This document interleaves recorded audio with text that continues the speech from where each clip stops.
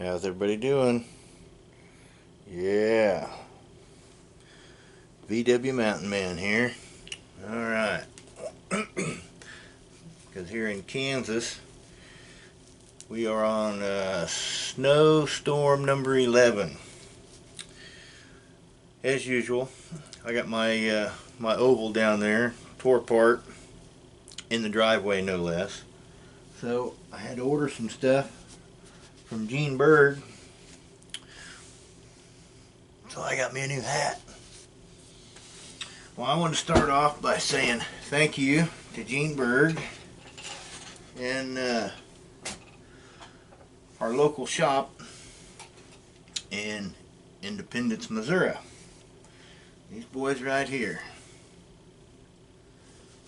I don't know if you can see that very well. Playing with my new camcorder, of course. Specialty Buggy. So if you type in specialtybuggy.com, you go right to their webpage. Anyway, because some of the tooling that I'm going to show you, I borrowed from him. He's our shop in Kansas City, and they've been without shop down there for quite some time. Anyway, call down there and you talk to Steve, and or somebody else. He has a couple other people that work in there too.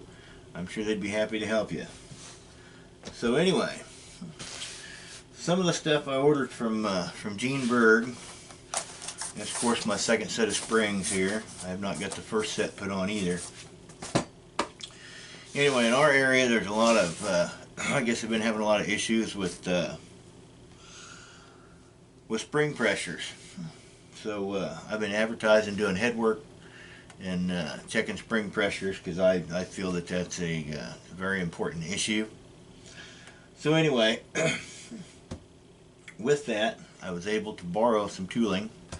I've got a boring bar, which I have not played with yet, and I have not played with this yet. Not exactly cheap here. Let's see if I can readjust the camera. Like I say, I've been kind of playing with some of this stuff. You have to excuse the background. I am in my I am in the bedroom here.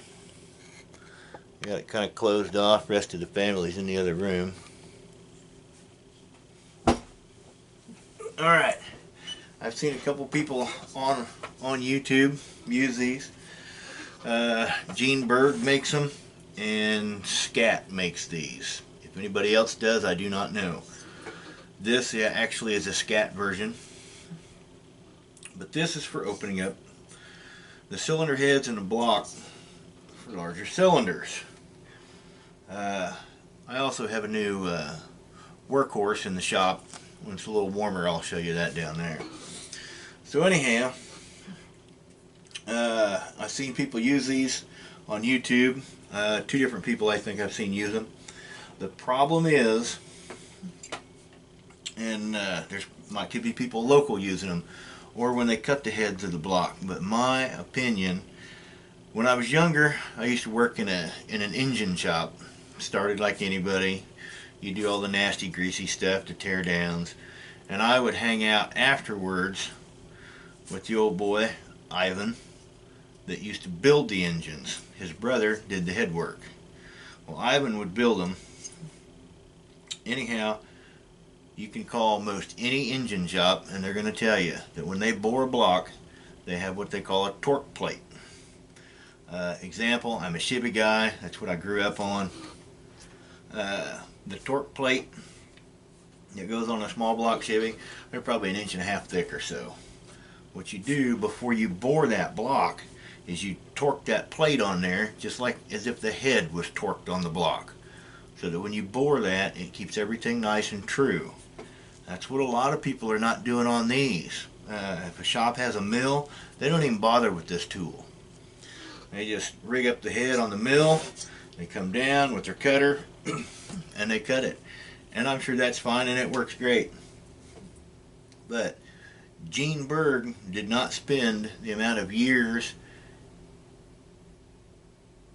and time and effort spent in doing all the research that he did. And he was right, because he designed a torque plate for these heads and block long before the other industry picked up on it. So anyway, so what I've got here, the cutter tooling I borrowed, but I bought the torque plate myself, so that when I start doing this, I'm doing it right. So anyway, I've just got this kind of mocked up here, just 2 bolts holding it on. I'll take it apart here in just a second so we can see it. But anyhow, when you get this, you set this up on here. It's got these blocks. This is what they call the centering block.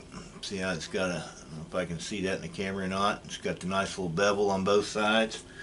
Well, this thing goes up on there, and that's actually mounted inside there, and it's screwed on there. And then you set that down on there, and then you center it up. Hence, centering block. And once you got that centered, then you tighten down your bolts, and then you torque it all down. Then you take this out, and then you have a cutter head. And you can adjust this to whatever dimensions that you're cutting. Now, myself, there's 2 cutters here. I'll probably set one cutter up for 90, and then another cutter. I don't know if I'm going to do 94s or not.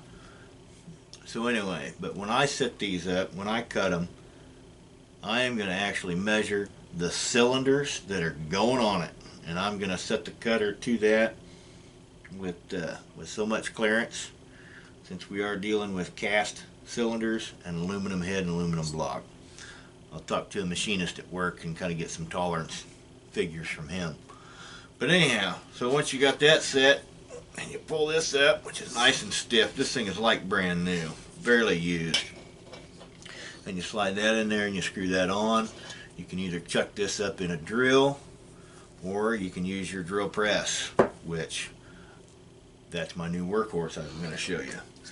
So anyhow, and then you go down and you can cut. Actually, it goes on there like that, because you can cut your diameter.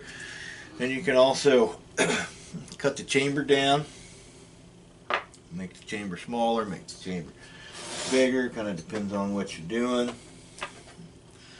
So let's go ahead and see if we can knock this loose here, and I'll give you kind of a reverse operation. Make this quick here. Try to take that one, pull this one, and this way you'll get an idea as to what this all looks like.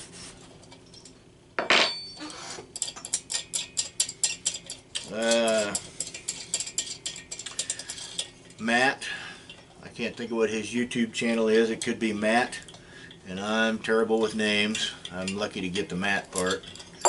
I believe I watched Matt cut one. That would be my laptop going to sleep. So anyway, we'll take that off. We'll set that on there. So we'll just set that on. We'll screw this back on here so it's on there for next time.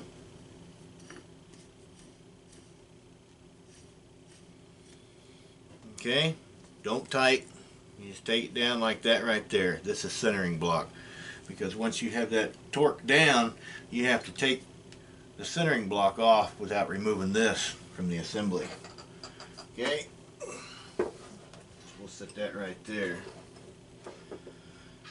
Okay, here is a torque plate.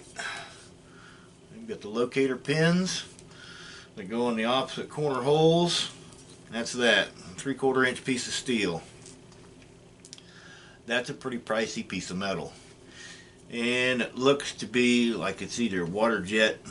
I'm going to say it's probably water jet cut instead of laser. I used to run a laser at a previous job years ago, and this is much cleaner, so I'm going to say it's a water jet.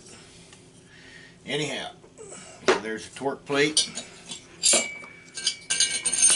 Still got to rig up all my tooling and everything. Have not used it yet. This is a junked head, by the way. I think this head is something that's been hammered to look like it busted a valve, and it's got some cracks. So this is just a junker that I'm going to play on. the other tool, right there for cutting a valve guide boss. Once again, you can use a hand drill or you can use a drill press. It's got the one side here. Goes in, you cut that down, take that, and you can flip that over, and that cuts that all down for running dual springs. Clearance the top of your valve guide using a high lift cam, so that when it compresses, your keepers and your spring retainer doesn't hit the top of the guide. That's another one. Yes, I just spent a fair bit of money. So I'm hoping I can get that back. I've got 5 engine builds. That's not counting my stuff that I'm working on. 5 engines I'm going to be building for people in the next probably 4 or 5 months. So anyway, that's fine. I guess as long as I can make money working on other people's stuff, it kind of offsets the price of my stuff. So anyway, so we'll set that right back over there. If I get it to drop on there, it might not. So we'll just leave that there. I can't think of anything else I was going to show you other than that. I've got a tool video that I would like to do. I'll do that when it warms up in the shop a little bit. A lot of different specialty tools for different things. Some things I've incorporated or changed, modified to work with the Volkswagen. Other than that, I think that's about it. Everybody have a good day. Stay warm.